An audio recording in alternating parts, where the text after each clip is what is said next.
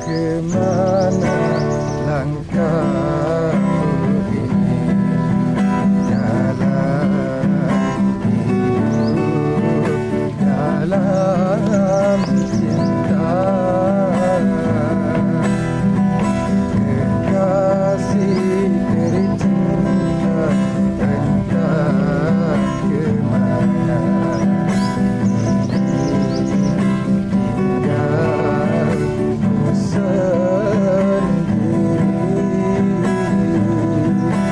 Dia yang paling ku sayang. Assalamualaikum warahmatullahi wabarakatuh.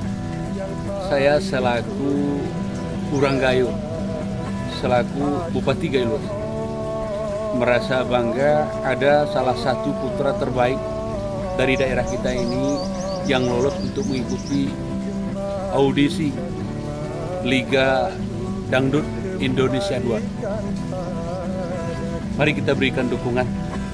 Mudah-mudahan putra terbaik kita ini bisa mengukir prestasi di tingkat nasional.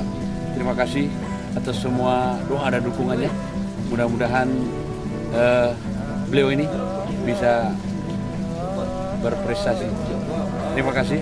Assalamualaikum warahmatullahi wabarakatuh.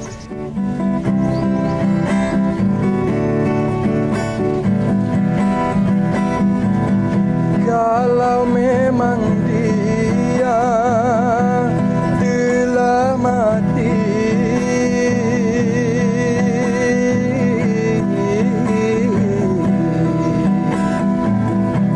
tunjukkan padaku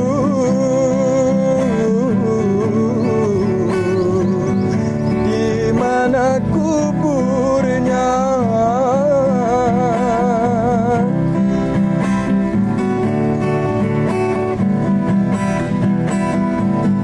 Kalau memang dia bukan milikku,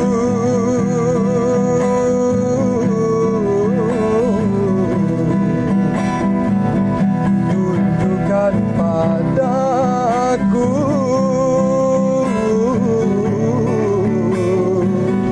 di mana suaminya.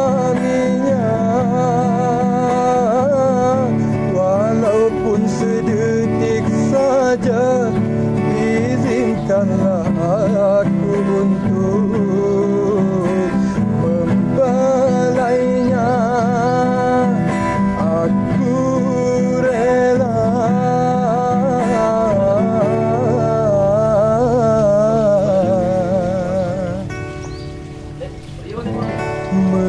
melepaskan nyawa.